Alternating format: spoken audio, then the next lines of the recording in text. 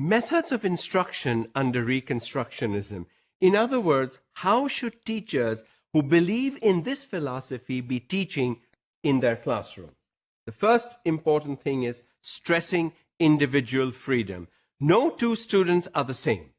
All students are different, and therefore, how do you deal with 30 individual students in your classroom?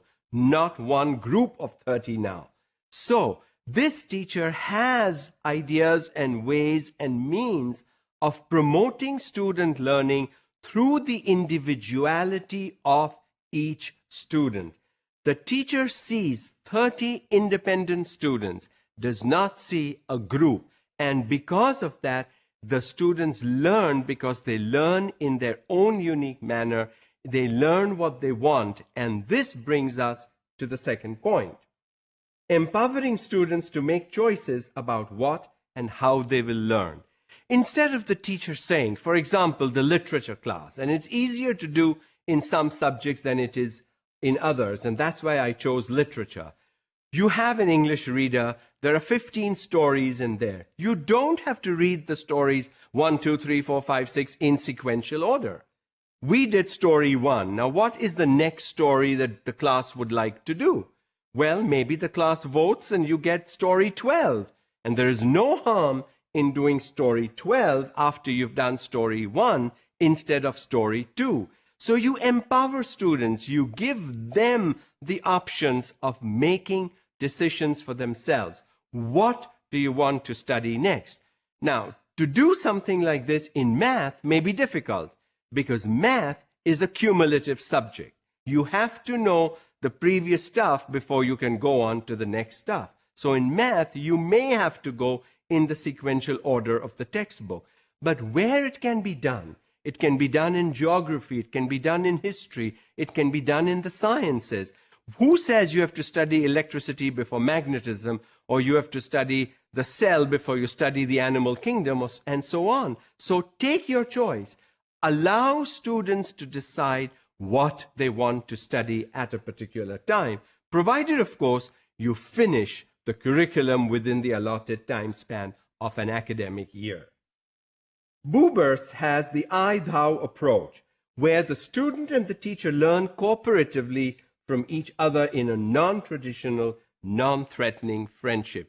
In other words, the teacher is also a student. You learn from your students as your students learn from you. So it's I will tell you, then if we will do it together, and then it is thou, then it is you. You have to do things independently at some point. So what begins with I, with me giving you the background, leads into we doing it together with my help, and then you on your own, independently, without the teacher's help. Because that is when learning takes place. That is when students receive an education. If the student can only do what the teacher has said or what the teacher has taught, then unfortunately the student is getting a training. He is not getting an education. And unless our students get an education instead of training, will their lives be better? Now, how does that happen? That happens through questions, generating activities, and working together.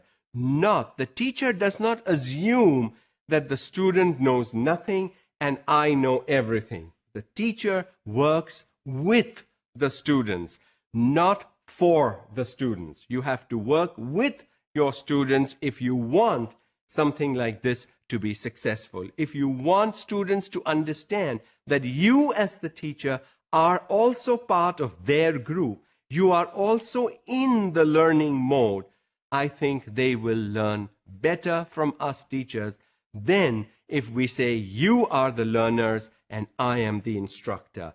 Then learning may not happen as well as it would if we were learning together with each other. Educational methods which help teacher in rediscovering the excitement of learning and opening up a whole new world of possibilities for students. The key word that I see here is rediscovering. Who has to rediscover? The teacher. Because unfortunately, we teachers have forgotten what the excitement, the interest, the joy of teaching and learning is. So we have to rediscover that. We have to find that and then translate that to our students. Only when our students enjoy their learning experiences, because we teachers enjoy our teaching experiences, will learning be actually happening. Students become more articulate and capable of comprehension and self-expression with the help of teachers' approach. What this does is, if you allow students to talk and interact with you, comprehension, understanding becomes better, because now you're having a dialogue. It's not, I am saying, you keep quiet and listen. It's not a monologue. It's not a lecture. It's a dialogue. And in a dialogue, there is better comprehension of ideas, opinions, facts, figures, information, knowledge, skills, whatever. And when you have a dialogue, you're actually in the talking mode. You are discussing. Nobody has to agree with one another. I don't have to agree with what the student really says. The student doesn't have to agree really with what I say. So it is without that bar of I have to agree in the end, so I might as well agree now and cut the long story short. No, you don't have to be in agreement. You can still hold on to your views. I can hold on to my views, and we are still in the learning mode.